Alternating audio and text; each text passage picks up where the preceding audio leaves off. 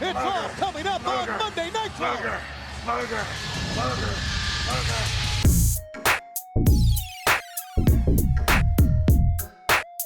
Well, folks, it's been a minute since I last took a dip in the waters of WCW in the year 2000. Those warm, gooey, algae-ridden, somehow on fire waters of WCW in the year 2000. You know, the very first classic review I did was Super Brawl 2000. I've covered plenty of pay-per-views from that year in the years since I started reviewing shows, but now it's time to finally kind of see what happened after Super Brawl. What is the aftermath as WCW continuously struggles to right that ship as it's heading toward that iceberg in the algae-ridden flaming waters of WCW? Let's talk about Uncensored 2000 from March 19th at the American Airlines Arena in Miami, Florida. This show was nominated by Logan Kenny and Alain Borabon over at patreon.com/wrestlingwithregret. This is a very interesting lull point in WCW this year because this is the period of time where Vince Russo is out as head writer. He left in January. He'll be back in April alongside with Eric Bischoff,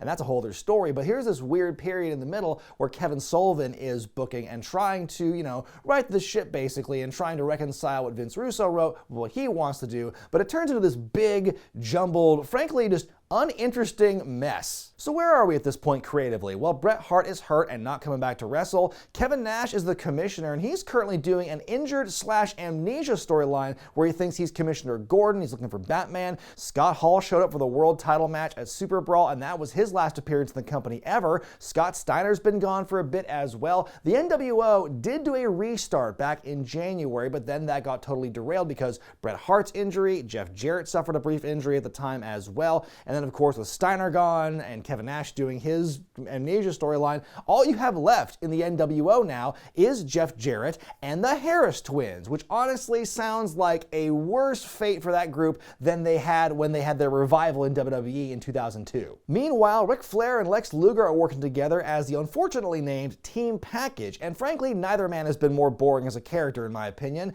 These guys and the JJWO are the top heel teams running around in WCW right now, and they are everywhere on these shows, and it is not fun. So our heroes at this point are Hulk Hogan, Sid Vicious, Vampiro, I suppose, he's getting some shots kind of in the more upper card lately, in the absence of so many other baby faces, and Sting has just come back to wage war with Lex Luger, so we'll see how that turns out. But yeah, it's kind of sparse right now in the upper echelon for especially for babyface talent in WCW. Also from watching the TV and the build to this, I can tell this is the era of cut-off sentences. There are so many times where people are cutting promos either during the show or they'll be walking down the hall getting ready for their match, talking to the camera, cutting a promo, and boom, the camera cuts away to somebody else. Like, what is the focus? What do you want us to pay attention to? It is very jarring and confusing. A very odd production choice, this. And speaking of production, I gotta give a shout out to whoever designed the day counter for the Uncensored pay-per-view for TV. Days until 6! I saw a few different figures for attendance for this show. I saw 5,000 people one place. I saw 11,000 in another place.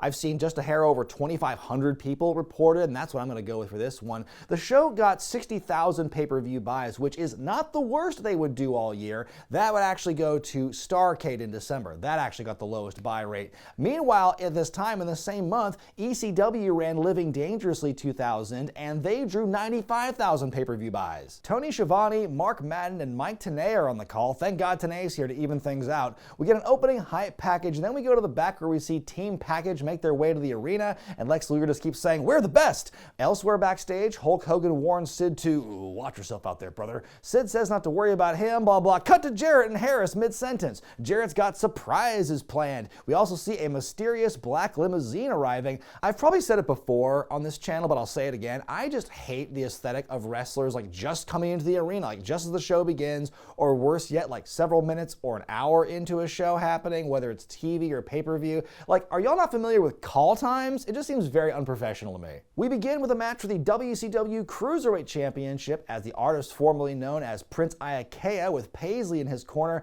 takes on Psychosis, accompanied by Juventud Guerrera. By the way, I think now's an appropriate time to apologize for the error I made way back in my Super Brawl 2000 review, where I erroneously said that Prince was bisexual. That was not the case, and I'm glad I got that out of the way now. I wish they gave us more close-ups of this version of the belt when Prince Iakea had it. It looks kind of like a very artist themed with some more purple and like darker lines and stuff, but it felt like on this show they're trying to hide it. You never see a close-up of this belt. And I figure if this is a custom title for the artist character, you should show it off a little bit. Hoovy pouring water on himself during their entrance despite him not wrestling tonight. Before Psychosis and the artist lock up, Hard Knocks Chris Candido appears making his WCW debut.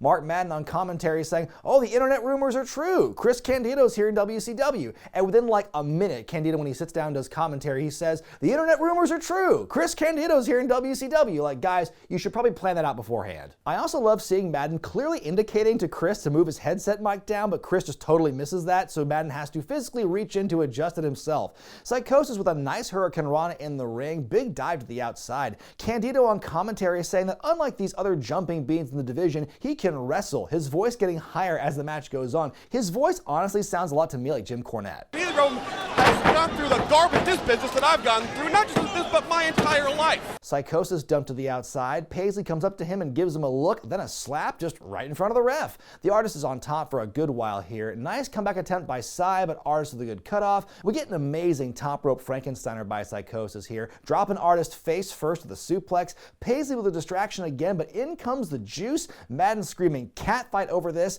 Big ass leg drop by Psychosis. He goes to the cover, but then he just gets up, changes position, then gets up again because he's seemingly distracted by Paisley on the outside, but why? She's not doing anything at this point. Lots of awkward pausing, artist with the jumping DDT, the win. Wow, that went downhill in a hurry. I give it 2 stars out of 5. I love the irony of Chris Candido coming out and on commentary saying, "I'm gonna make the Cruiserweight division a lot more boring because I don't flip and fly like these other Cruiserweights do that everyone's really excited about." But meanwhile, we're watching this kind of boring Cruiserweight title match here that he's narrating over. Like, Psychosis holds up his end of the bargain pretty well. He does some high-flying stuff, but Prince Iakea is never much of a high flyer, and so he was one of the more ground-based Cruiserweights, and so I'm not really sure what you're trying to prove here, Candido, because the match is doing a good job of that for you. It's an okay match. That finish was just what was going on there. What was the intended result of what they were going to do? That really made things feel more derailed by the end. Mean Gene backstage with a beast from the East, Bam Bam Bobility. He can't believe what the Wall's been doing lately in WCW. He brought him into the business. He taught him everything he knows in wrestling, and now he's running around crippling people, and Bam Bam says he's going to put a stop to it.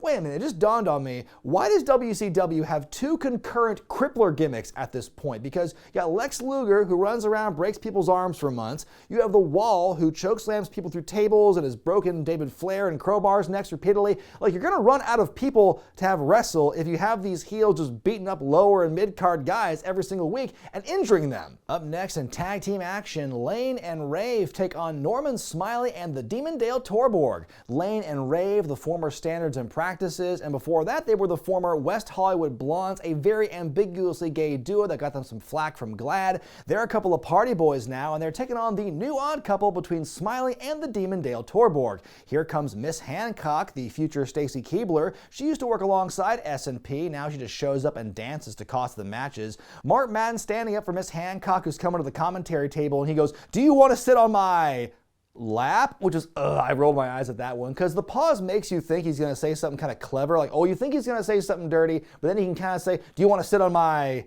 chair?" And he was actually kind of polite, but no, he just goes, "Lap?" Like, he didn't know what to say at first. He was expecting to be interrupted, and he just wasn't, so he had to follow through with it. That was pretty cringy. Lenny Lane on the mic saying Miss Hancock isn't close to being Rizat material. Why he thought it was a good idea to copy Chris Jericho's hairstyle, I'll never know. I do appreciate the moment of Norman popping out of the Demondale Torborg's entrance casket in the full gimmick. That was pretty funny. There is way too much leather in this match. Also, way too much Madden. Norman with a big ol' slam to Lane. Meanwhile, on commentary, Miss Hancock saying she's interested in shaping the careers of Silver King and El Dandy. Well, who are we to doubt that union? Lane and Rave are looking good until we get the ugliest 3-man clothesline spot I've ever seen. Who can save us from this? Norman, Norman, Norman. He goes on a big run, but it gets cut off. The pin's broken up. All 4 guys just in the ring at once. Lenny clotheslines himself and Demondale Torborg out of the ring. The Norman Conquest is locked in on Rave. There's the tap, and Smiley and the Demondale Torborg win.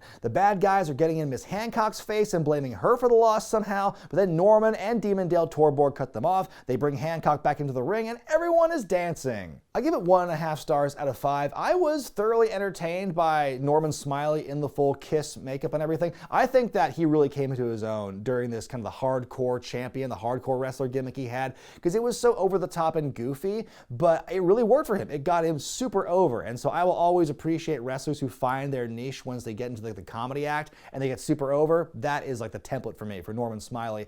Honestly, this should have been the Demon's last act under this gimmick, because by this point the relationship with WCW and Kiss had totally fallen through. There was really no reason to keep him on anymore. It's hard to really have things for like a branded licensed wrestler and then, you know, the plans of like more Kiss themed wrestlers coming in just not coming to fruition. What do you do with him? Like, this should have been it. He should have been, okay, he's friends with Norman Smiley, they do the goofy thing, and now you just leave. But no, he's here for the rest of the year as the Demon Dale Torborg. Backstage, Kidman apologizing to Booker for their miscommunication on Thunder. Booker doesn't want to hear any of it, and he just wants to make sure that Kidman's got his back tonight.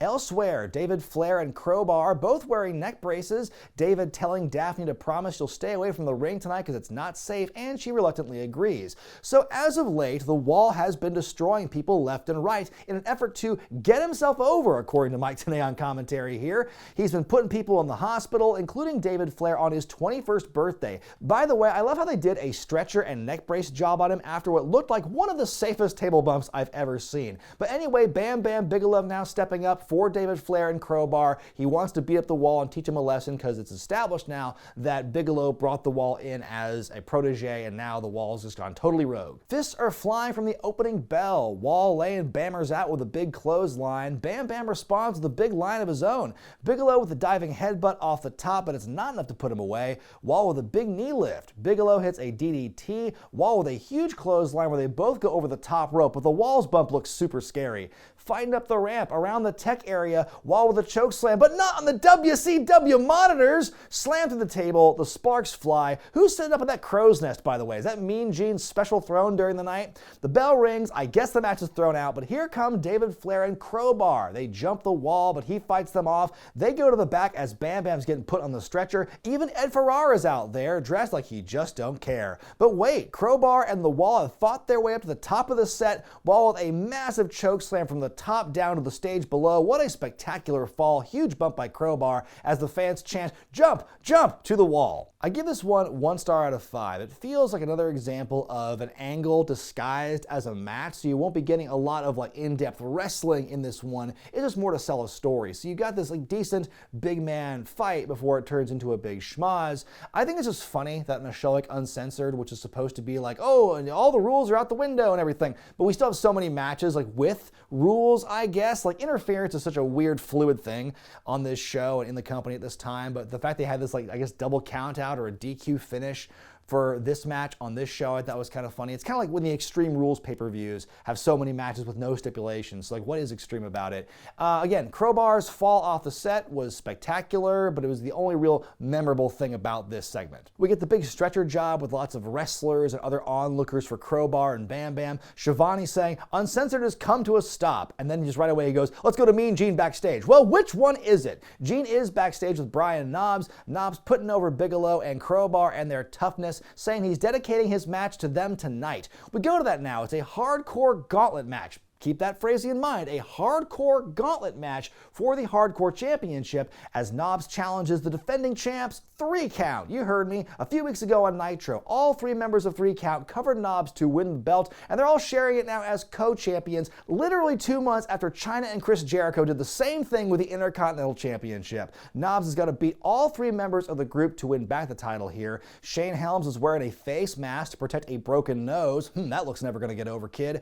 Knobbs is one of the many people you'll see tonight with a cast on his arm. More on that later. He frantically searches for his hardcore plunder before he has to run all the way to the back to get it. The young lads all leap down on Knobbs and whomp him with weapons before Knobbs fights back. It is called a gauntlet, but it is not booked that way. A gauntlet traditionally is you wrestle one guy, you beat him, the next guy comes in, you beat him. But no, this is basically a 3-on-1 handicap match. Shane with the best counter all night. He blocks Pity City with his mask and is able to take him down. They grab a ladder and all 3 guys take turns doing big big old dives onto Knobbs. Shannon Moore with a swanton. They say he missed, but I'm not so sure. Either way, Knobbs just gets back up and sprays him with a fire extinguisher. Broom to chair to face. Helms is eliminated, but Bryan's music plays for a bit. Madden with his best line of the night. Someday, someone's going to look under that ring, and there won't be a table there, and they're not going to know what to do. Knobbs powerbombing Evan Courageous from the ring to the outside through a table, and Evan's out. Knobbs holding Shannon Moore, but Shane with a missile dropkick into them, splats onto a table. It doesn't break. The cover, the foot clearly on the ropes. The 3 count for 3 count, but Nick Patrick waves it off immediately and restarts the match. What a fucking cursed match this is. Knobbs flattens Shannon with a trash can and his own body to win the match and regain the hardcore title. Shivani wraps us up with a bow by saying, "What a series of bumps that was." What? Why would you say that? I give this one 2 stars out of 5 because on the one hand, I loved it. On the other hand, I hated it. I love the fact that 3 Count and Knobbs did a really good job like selling and bumping for each other. I think what they actually did in the ring, the nuts and bolts of it, was pretty well done. But there are so many errors in this matchup. There's botches, there's technical mistakes, there's referee mistakes, Brian Knobbs, the whole idea of any of these wrestlers being able to work flawlessly with a cast, like a broken arm, and everything, but they're still able to work the exact same. All that stuff just takes me out of it. And so by the end, I'm like, this is so unbelievably stupid. But there were some things about it I did like, so I have to put it in the kind of 2-star range for me. Mean Gene is backstage with the new Harlem Heat, Stevie Ray, Big T, formerly Ahmed Johnson, Cash, and their attorney, the former Clarence Mason, Jay Biggs. And yes, that is a mighty coincidence. Stevie Ray calls his opponents pipsqueaks and tells Kidman to bring his squack. Big T shouts that the heat is on! Elsewhere backstage, the limo's still here, and Vampiro thinks about things. Boy, is he a shit promo or what? It just starts to make me think about things, and I get ashamed, and because I just think about really bad things and doing really violent, mean things. Up next, Kidman and Booker take on Harlem Heat 2000. Booker is just Booker at this point. He does not have the T because Stevie Ray beat him in a match at Super Brawl for the rights to the Harlem Heat name, the likeness, the music, the tag team championship lineage, and the T in Booker T. He gave it to Ahmed Johnson. He is now Big T. Then there's this other huge dude named Cash, short for Cassius. It's alluded to he is somebody from Booker and Stevie Ray's past, but it's never really expanded on beyond that as far as I can tell. But that is what Harlem Heat looks like at the moment. And Booker is at a very interesting low point in his career because, within just a few months of this, Booker is going to be in a totally different direction and trajectory. But for right now, he's at this very low point. Biggs joins commentary and says it's time for Harlem Heat to be redeemed here tonight and is adamant that Booker will betray Kidman somehow in this match. There is a big can they coexist vibe in the build of this thing between Booker and Kidman, as we saw the last week on TV. Stevie Ray is knocked around. Big T takes some hits as well. Cash tries to get in the ring, but he takes an axe kick through the ropes that Cash does not sell. Referee misses the tag. Kidman is picked out of the sky by Stevie. On the outside, Big T goes over the barricade so he can leap back over it and tackle Kidman, and boy, that one was close. Kidman avoids an attack in the corner, hits a big bulldog out of there and makes the hot tag to Booker. Bookend to Big T, then one to Stevie Ray. Booker is hit with a double team move. Big T with a very cocky pin, but Kidman makes a save, redeeming himself here. Collision between Stevie and Cash on the outside. Kidman with the sunset flip on Big T. Booker with the kick, the cover, and the win. I give it 2.5 stars out of 5. I think it is the best match of the night, but considering it's just a mid-card match with a bunch of guys who are basically spinning their wheels at this point, that's not saying much. I do like the story that Kidman and Booker told in this one. Kidman proving to Booker that he had his back. That was really cool to see come to fruition here. And I think that Booker, even though he's at a weird place where he lost his identity and his music and everything, he's not the Booker T we know him as here. He's still in a really good point or good position to do better and recover because he's still winning most of his matches against Stevie and the rest of the new Harlem Heat. And so, by mid-year, when he finally is put in that main event spot, it won't feel like a huge shift. It will be like, a natural kind of progression from this rock bottom point. Falls Count Anywhere matchup next as Fit Finlay takes on Vampiro. Vampiro is a rising mid-card babyface at this point in WCW. He had a big moment in Starrcade the previous year where he beat up Dr. Death and Oklahoma in a handicap match. He's been doing okay for himself. He's kind of been labeled as like he's a freak, but he's a freak people like. And, it's very much kind of reminiscent of kind of Raven when he was around. So it's kind of that same kind of hole that Vampiro has been pegged in for this one. I don't know why we're getting this match, though, because like Vampiro has been getting some moments in the main event scene, kind of aligning himself with Sid Vicious at times. But like, meanwhile, like Finlay is in a team with Brian Knobbs, last I checked. And like, don't those guys have Al Green as the dog licking water out of a toilet bowl to worry about? It doesn't matter to me if you're some karate or a human dog. Finlay and Vampiro each rocking the arm casts. We get back and forth strikes to start things off. Vamp coming down with a top rope spinning heel kick. We get a series of kicks by Vampiro. Finlay gets the boot up and takes over. Fit wants to place a chair on Vampiro's face, but the referee intervenes for some reason. That allows Vampiro to take back over. Fighting on the outside, making their way up into the stands, and these fans are freaking out. I did think it was going to be hilarious if Sting was under that Sting mask. Fighting in the concourse area, they tease going into the women's bathroom, but just as Tony Schiavone says, "They're going in the women's restroom," they stop themselves and go to the men's instead. They must have heard him. Vampiro climbing into another guy's stall to jump off the door, and he eats a trash can in midair. Out the bathroom they go. The screen is blood red all of a sudden. I think it's a white balance issue, because when they go out for a second, the skyline looks pretty clear. They tease a balcony spot, and they fight through the crowd again. Back body drop on the concrete. Next thing, we see a fan shove a security guard to the ground. Vampiro hits nail in the coffin and covers on the floor for the win. It's a cool moment after the match where fans are all pumped up and they're surrounding Vampiro. Kind of a man of the people moment, very reminiscent of DDP. It's just too bad we don't see that through the rest of this year. I think it was an okay brawl, kind of a bit of a crowd control issue at the end, which kind of made things confusing. And also the white balance being an issue and how everything was just dark red for a while in the concourse was confusing. But besides that, as far as the brawl, it was good for what it was. Jeff Jarrett backstage with the Harris brothers plotting, and then elsewhere, Mean Gene's the tag team champions, the Mamalukes, and their manager of champions, Disco Inferno. Disco says some words, Big Vito says they're walking out of Miami as winners. Johnny the Bull wraps up by saying they're gonna break some thumbs tonight. In a no DQ match for the tag team championships that I'm pretty sure is heel versus heel, you have the Mamalukes defending against the NWO's Harris twins. Now Disco Inferno's joined the commentary team. We get a lot of razzing between he and Mark Madden during the match. It's so fun. The match begins, and one of the first things we see is Ron Ordon hitting Johnny the Bull and both men going down. Ron Ordon with a low blow to Vito. Johnny the Bull jumps over the rope and almost trips trying to get at Ron Ordon. The Mamalukes hit their own version of the Harris's H-bomb finisher on Ron Ordon, but then Don or Ron with a cheap shot on the apron, allowing Ron Ordon to take over. The twins beat down on Johnny the Bull using some double team tactics when the referee's back is turned, but Bull is able to find an opening. He tags in Vito, who's all over the Harris twins. He goes up top, hits a top rope elbow, but there's a kick out, kind of a rough version of the heart attack, and the cover is broken up. Big slam to the front, big slam to the back. Ron Ordon fights a sunset flip. Disco with a belt shot, does a little Scott Hall dance, but only a 2. Disco tries again, but now the Harrises are beating everyone up with the belts. Why didn't they try that in the first place? H-bomb onto Vito. The Harrises win the tag team titles. I give it 2 stars out of 5. It was a fairly decent match. I thought, except for a couple of moments where it felt like the Mamalukes were like rushing and had happy feet to get to the next thing, I think it was a fairly competent match. But then again, it's that heel versus heel dynamic, and I talked about in my Rumble 01 review how hard it is to pull off a heel versus heel matchup, especially if people genuinely don't like either side of the heel versus heel thing. If there's nothing redeeming about them, then the fans are going to shit all over it regardless. And so especially with the Harris twins being part of the NWO and the Mamalukes being associated with Disco Inferno, it's just like, why do we care about this match? Finlay backstage demanding some promo time. He admits that the better man won tonight and tells Vampiro to keep the fire burning.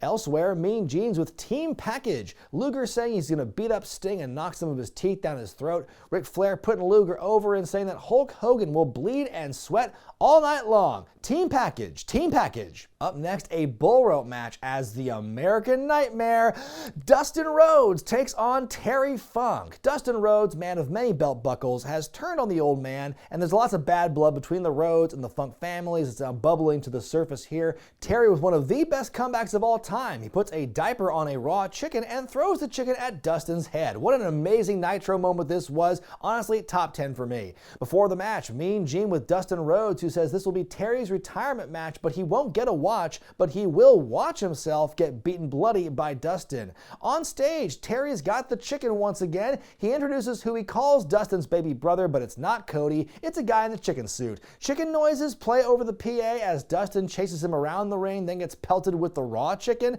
Terry on top at first, and hearing Dustin yelling, "Stop it!" as he's getting whipped is pretty funny. A whole brawl is happening before they're even linked by the Bullrope. Funk grabs the Bullrope and dinks Dustin with the cowbell. Dustin clotheslining Funk with the rope and he takes over. Dustin finally places the rope around he and Terry's wrists and puts on the Hurt. Bulldog with cowbell assist. The Chicken's back in the ring for some reason, but he gets dinked with the bell. Madden yelling, "Kill the Chicken!" as Funk crotches Dustin on the rope. Terry grabs the mic and says, "I've changed the rules. It's an I Quit match now." The referee trying to stop him, and Funk yells, "You're full of shit," and decks him with the cowbell. Multiple dinks to Dustin's dome until he makes Dustin say he quits, but that's not the match rule. Dustin laying into the Funker with the bell multiple times. The pile driver, the cover, and Dustin wins. After the bell, Dustin says he's sending Funk back home in a box and continues the beating, but the Funker chases him off. I give it 2 stars out of 5, but this one's graded on a curve. It gets the high marks it gets because of the use of the Raw Chicken and Terry yelling, "You're full of shit," before he hits the referee. Those were honestly the highlights for this one for me. Nij Neem is backstage with world champ Sid Vicious. What do you think Jeff Jarrett's got up his sleeve? Sid says he would expect nothing less from Jarrett to pull something stupid like this, but he's watching his own back. Well, hey, we're getting this match 2 reviews in a row, 8 years apart. Aren't I lucky? It is a Lumberjack cast match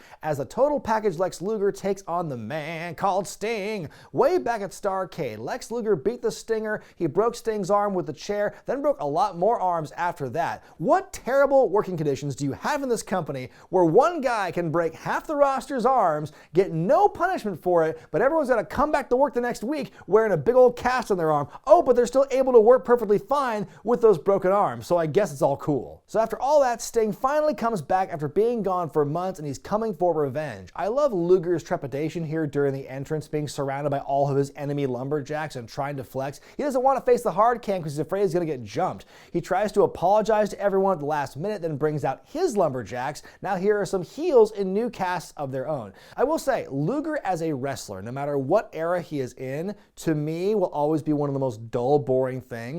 But I kind of unironically love like heel Luger as a character because he is such a chicken shit. He's so like full of himself, yet so insecure at the same time in a lot of ways. And I think the way he tries to like talk his way out of jams is really entertaining. It's why I liked he and Buff Bagwell in like 2001 with Era Tag Team, because like they're so funny when they're these big buff dudes and they're such cowards. It's so hilarious to me. Luger jumping Sting mid-entrance. He powders to his own Lumberjacks for a moment, but Sting throws him out to the babyface Lumberjacks right afterward. They get to stomping, including head of security Doug Dillinger, which Schiavone totally marks out for. Sting getting the same treatment from Luger's Lumberjacks. Here comes Tank Abbott. He walks up and lays out Dillinger, then he leaves. The Jacks brawl their way up the ramp and they're no longer a factor, save for Vampiro, who's still there. Then out comes Ric Flair, who fights Vampiro. Flair just gets in the ring and goes for Sting now, who stings up. Stinger splash, but Elizabeth decks Sting with the ball bat. Vampiro takes the bat out of her hand. Jimmy Hart threatens to hit her with Hogan's weight belt as they leave.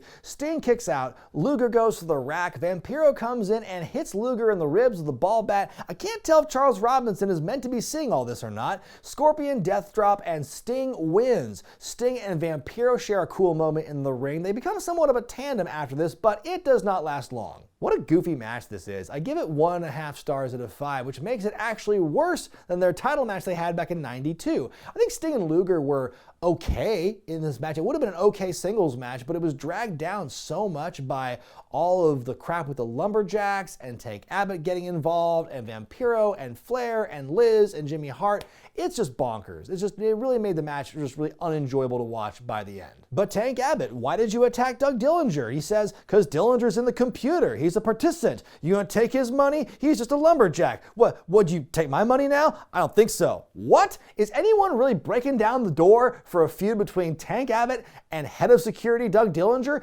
Abbott's the guy Vince Russo thought could be WCW championship material? They make a big deal of the fact they've changed the order of the last 2 matches, but they won't tell you why they did that. We go to the WCW championship match as Sid Vicious defends against Jeff Jarrett. US champ Jeff Jarrett has all the stroke around here in WCW and is horribly overexposed as a result. He was in the world title match at Super Brawl alongside Scott Hall, but Scott took the pin. Jarrett claims to be be a victim of WCW's political machinations, but he has an ace up his sleeve, a contract for another world title match against Sid that he made Kevin Nash sign while he was presumably knocked out, but we don't see that actually happen though. He's the last man standing in NWO Silver and Black. He's got the Harris twins, he's got the NWO ladies. By the way, I think it's so funny that Jarrett so frequently at this point in his career was surrounded by beautiful women, like whether it was the NWO ladies or it was Deborah and Miss Kitty in the WWF, always surrounded by these beautiful women, but he was the most like asexual gimmick of all time. And what I mean by that is like he never presented himself as a ladies man or as a matinee idol. He just like, he didn't even seem to like these women he was with either. He just kind of yells at them most of the time. It's all these different gimmicks they would just throw onto Jarrett to try and make him something that he wasn't, because whereas the sunglasses, the guitar, the women, it was just one of those things where, you know, he's a great worker and he has a good look, but the character always failed to connect. And I feel it was really exacerbated here in WCW. This is where the animosity that fans had for Jeff Jarrett for years really got its beginning, as far as I could tell as a fan watching this, because, you know, he had a lot of promo time. He was constantly being overexposed, the man with all the stroke. You got title shot after title shot after title shot, and fans just did not care about him enough to really like put him in that position. He was essentially mid-card for life in WWF, and he was much of the same way in WCW. So it did feel kind of put upon and kind of forced when he was put in that upper echelon. Only recently, that animosity seems to have gone away because Jarrett's not really in a position of power anymore, and it's like the less is more kind of thing. Like people will appreciate him more because he's been here for so long, and what's old is new again, and that's why people pop whenever time he throws an old school Memphis punch, because no one throws punch like that anymore. So people have come around to appreciate Jarrett now in the current time of 2023, but this is the beginning of a long period of time where people just hate him. Jarrett on the mic before the match complained that WCW has tried to screw him over time and time again, but tonight he will achieve his destiny and win the world title. He also promises the NWO ladies will show some skin and put on a show, but only if he wins the gold tonight. Well, that's one way to get fans to cheer for the heel, I guess. Sid is on the attack from the get-go. He sends Jarrett to the outside, even slams on the announce table, Sid doing an axe handle and slips on the water puddle he just created on the floor. Fighting goes through the crowd up to the stage area. The Harris brothers run in and beat up Sid, which the announcers completely no-sell. The attitude is just, yeah, well, it's just to be expected, I guess. There's no indication this is a no DQ match, by the way. Jarrett with the big sleeper locked in. We get 2 arm drops, but Sid fights back. He intercepts the flying axe handle attempt. Jarrett and the Harrises try more chicanery with the belt, but it backfires. Sid covers and we get a 2 count. The chokeslam countered into Dick Kick City. Jarrett hits Nick Patrick, first lightly, then heavily. In comes the guitar, the El Kabong, but now what? Here comes crooked referee Slick Johnson to make the count, but wait, it's Hulk Hogan coming in early to deprive the fans of an actual entrance for him so he can beat up Jarrett and lay Sid on top of him for the win. Way to make the champ look strong, brother. I give it 1.5 stars out of 5. This match was okay, and then we just get more screwy stuff at the end. Like, hey, you know, this Uncensored, what it lacks in a lot of stipulation matches, it makes up for in fuck finishes and run-ins and screwy stuff at the end, because almost every match has that here. And I think that what we had at the end with Hogan running in, basically, you know, jumping his entrance, jumping his match to do all the dirty work for Sid and help the champion win like that, I don't think it was good for anyone involved. Suddenly in comes Scott Steiner, who we haven't seen for 2 months. He El Kabongs Hogan and just leaves. Some insurance policy. Was he the one in the limo, or was Slick Johnson in there, or was it both? We never really find out. If Steiner were the insurance policy, wouldn't it have made sense for him to interfere before the final bell rang? Sid fights off the Harrises and Hogan is laid out. In comes Ric Flair, also with no entrance, and now I guess it's time for the main event. But first, we gotta talk about how we got here. The night after Super Brawl, Flair and Luger beat up Hogan and his good buddy Jimmy Hart. Then it was after that show, and they play this the next week on Nitro. We get the famous challenge by Hogan for the Yappapi Indian strap match, dude, brother. And he says he'll box Flair in contractually for this matchup, and you never know if the Hollywood side's gonna come out in this one. Strapmaster Jimmy Hart in the proper position for the strapation dudes. Raw, pink, meat. The legacy of the two Yappapi promos that Hogan cut here is truly legendary. It transcends this god-awful show. Thanks to memes and botchamania over the years, Yappapi lives on forever. And I tell you what, these promos, it's honestly the best part of this whole thing because the match ain't so good. Jimmy Hart makes his way to the ring as the match begins. They fight outside the ring for a long time. Back in the ring, Hogan finally hitting Flair with a strap, though not nearly as hard as he showed off in those promos. Where is the splitting, burning, crackling, and peeling flesh? Now Flair gets to whipping and a choking. He pulls the strap back in Hogan's mouth for a while. Hogan gets a turn with the strap. We get the corner punches for the second time in this matchup, and it bites a forehead. More punches! Flair is now bleeding as the match has slowed down even more than before. Flair goes up top, is predictably thrown off. On the outside, Jimmy Hart's given the chance to whip Flair a few times.